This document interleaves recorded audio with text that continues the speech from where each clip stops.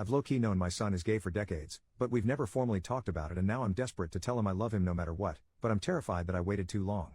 I should start by saying that I'm not usually the type to ask the internet for advice, especially on something so personal. But the unfortunate thing I've come to realize is that I can't talk about this with anyone I know. I'm in my late 60s and my son is in his late 40s. His mother and I divorced when he was young, and for all intents and purposes, I essentially raised him as a single father from a certain point onward. I did my best to raise him well and to be sure he had everything he needed, but I worked a lot of hours and was very career focused. I realize now I was somewhat absent. I'm also fairly emotionally reserved in general, at least when it comes to physically speaking. I'm better at writing. When he was in high school and in college he had several girlfriends, and one girl I thought he was very serious about for the majority of his time during his undergraduate education. They broke up.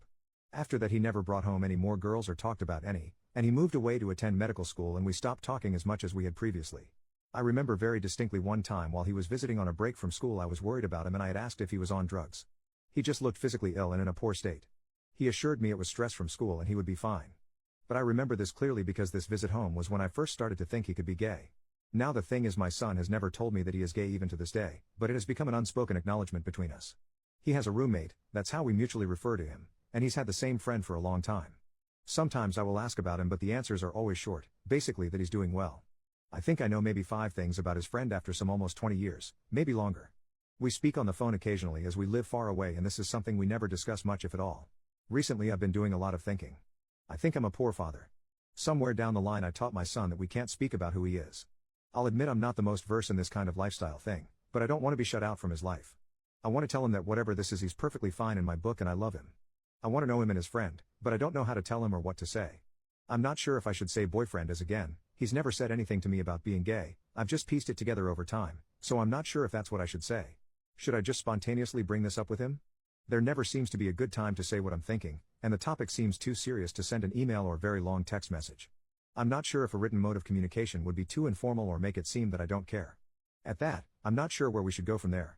First update 1 week later. I'm thankful for all of the kind advice I received in regard to my first message here. After reading all of your words, I decided I would handwrite my son a letter and send it in the mail as we live across the country. In summary, I wrote about many things and the letter ended up being much longer than anticipated. I began by discussing some of my experiences with my father growing up in ways I realized I had treated my son similarly.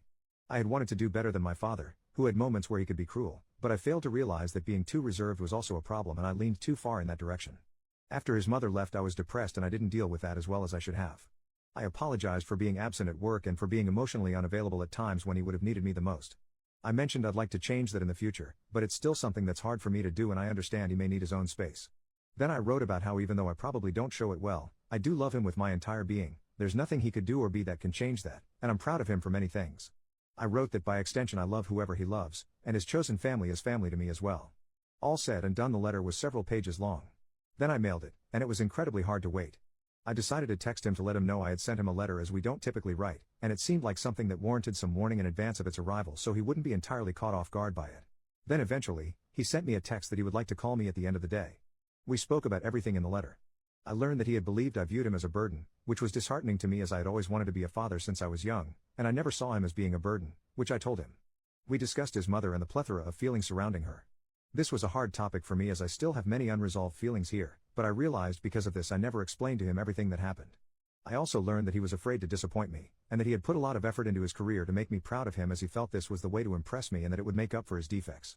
I brought up that focusing on work over family and interpersonal relationships was one of my bigger regrets, and he admitted that being so career-driven was straining his personal life. With everything going on at the moment, he also expressed that the medical profession was weighing on him, but he hadn't wanted to disappoint me by not being as emotionally strong as he thought I am. By this point in the conversation we had both said a lot of very emotional things.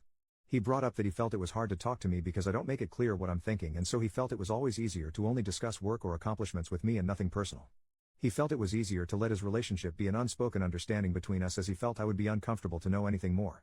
At this point I confirmed that his friend is in fact his partner. He said he felt a lot of shame about it. I told him I regretted not reaching out to him sooner, that I'm sorry that my lack of availability had created this distance between us, and that I'm always proud of him and not just for his career.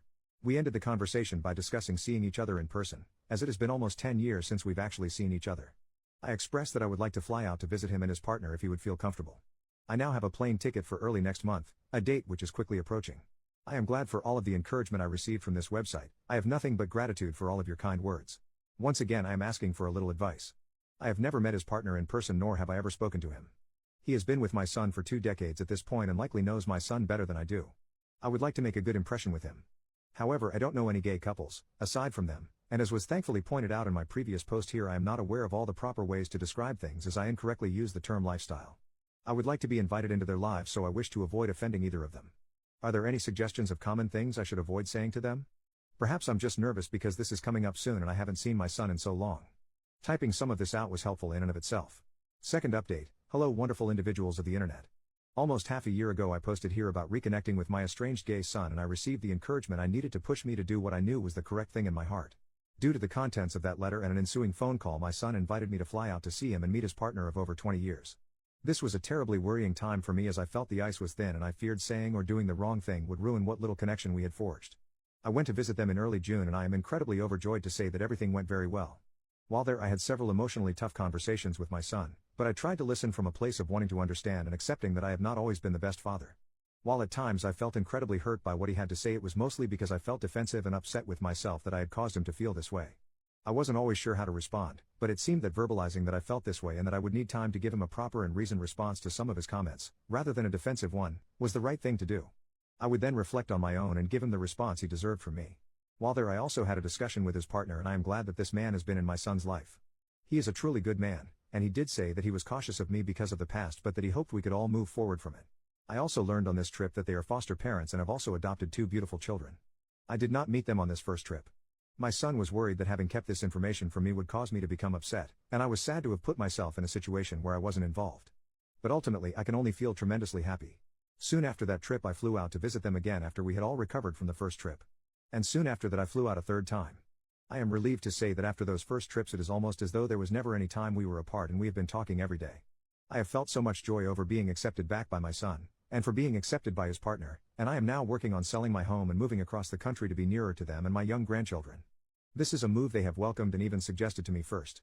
I had planned to write about my first trip, but it was quite an exhausting time for me. While it was absolutely necessary, it was also draining. After a time I forgot. But I have realized that had I never posted anything here, had I just kept up the way things were, I would never have had my son or his partner in my life as I do now, and I would never have known the children they have welcomed into their home. I only hope that moving forward I can live out my retirement watching my new, wonderful grandchildren grow into the bright people they will become. Nothing gives me more joy, and in part I have this place to thank for it. So thank you.